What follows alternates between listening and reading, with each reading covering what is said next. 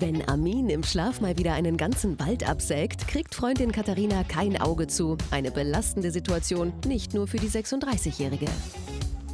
Du schnarchst. Also es ist schon sehr anstrengend. Ich habe schon so automatisch immer so einen Reflex, ihn irgendwie anzustupsen.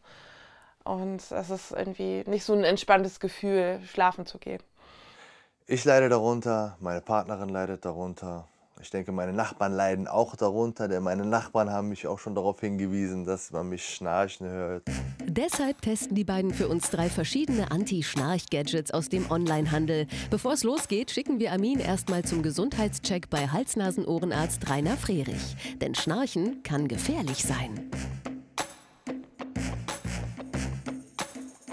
Die gewöhnlichen Schnarcher, das ist die große Mehrheit, ungefähr ca. 80%. Und dann gibt es die Gruppe der Patienten, die eine Schlafapnoe-Krankheit beklagen. Das ist Schnarchen verbunden mit Atempausen, Atemstillstand, und zwar über 10 Sekunden. Wie sich bei der Untersuchung herausstellt, leidet Amin an keiner gefährlichen Form des Schnarchens. Er kann die Gadgets bedenkenlos testen. Den Anfang macht ein Stecker, der das Atmen durch die Nase verbessern soll. Der Preis 12 €. Ah, was ist das denn? Was ist das denn schnell? 2 in 1 Anti-Snoring und Air Purifier. Ah, das steckst du dir dann in die Nase, ne? Richtig, laut Hersteller soll dadurch beim Schlafen das Atmen durch die Nase einfacher sein. Was ein bisschen komisch ist, erstmal, dass es so wuchtig ist. Ich habe es jetzt noch nicht ausprobiert. Dennoch weiß ich immer noch nicht, wie man die Teile hier drauf machen soll. Und Genau. das ist auch nicht in der Anleitung beschrieben. Nachdem unsere Tester herausgefunden haben, dass der Silikonstecker einfach nur in die Nase kommt, geht's ins Bettchen.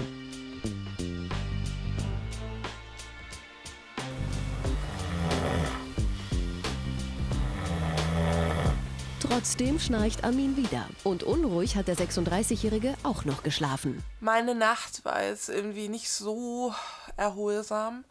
Ich musste Armin leider oft doch anstupsen, also mehr als sonst. Und was sagt HNO-Arzt Rainer Frehrich zum Nasenstecker? Es wird angegeben, es soll die Nasenatmung verbessert werden. Das kann eigentlich nur einer ganz kleinen Gruppe von Menschen helfen, die im Naseneingang Verengung haben. Also nichts für Amin. Vielleicht hilft dieses Schnarchstopperkissen für 17 €. Die Technik dahinter ist schnell erklärt. Das Kissen reagiert angeblich auf Schnarchgeräusche und bläht sich dann auf. Schnarch nochmal. Macht das jetzt was? Ah, tatsächlich. Es reagiert auf den Ton. Siehst du, wir haben es jetzt mal hochsensibel eingestellt. Sobald ich anfange zu schnarchen, pumpt sich das. Was für Das eine ist ja geniale witzig. Erfindung. Oh mein Gott. Mit dem Hightech-Kissen geht's jetzt in die Haia. Es dauert nicht lange, bis Amin sägt. Das Kissen reagiert tatsächlich aufs Schnarchen. Das Aufblähen zwingt Amin, seine Schlafposition zu ändern. In dem Moment, wo er eigentlich aufgehört hat zu schnarchen, hatte ich das Gefühl, dass dann in dem Moment das Kissen so hoch oder runter gegangen ist. Gut geschlafen habe ich eigentlich damit nicht so sehr.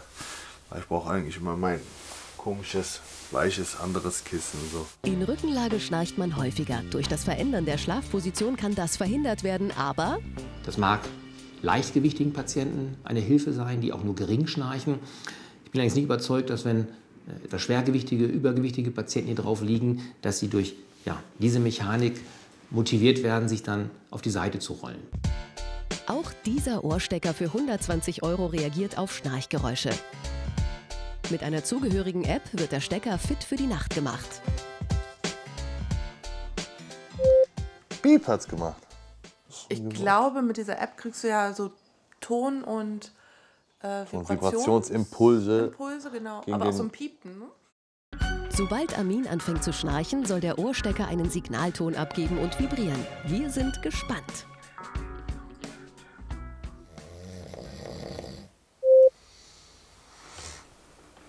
Wenn man gerade in der Tiefschlafphase ist und auf einmal Piep, wird man auf der Tiefschlafphase So rausgerissen. rausgerissen. Ja, das ist unmöglich. Ne? Die Haut im Gehörgang kann nicht atmen, es kann dadurch auch zu Gehörgangsentzündungen kommen, die wir dann wieder ärztlich behandeln dürfen. Alle reden über Strahlung. auch von Telefon, von Mobiltelefonen. Hier habe ich etwas an meinem Ohr, was natürlich auch eine ständige Strahlung bei Nacht erzeugt. Also begeistern kann mich das nicht.